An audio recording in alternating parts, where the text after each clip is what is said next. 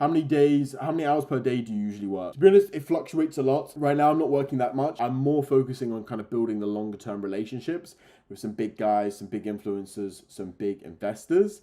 And that's the route I'm more focusing on right now. Like a lot of the day-to-day tasks for Etsy, like for my Etsy stores, even for my Shopify stores, like I just outsourced. I have employees. So I have a team that do a lot of stuff for me, like product research, adding listings, doing the back end stuff, like doing the financing stuff, doing the taxes stuff. Obviously, I have teams to do all of this shit for me. So a lot of the day-to-day shit I don't do. So I do higher level stuff. So I manage staff members.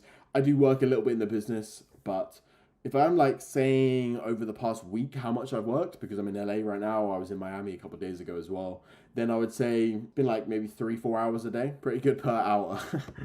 Super quick interruption. After you finish watching this video right here, go check out the video that's the top link in the description, where I detail exactly how I made over £200,000 from Etsy dropshipping in just 3 months. Go check it out, but watch this video first.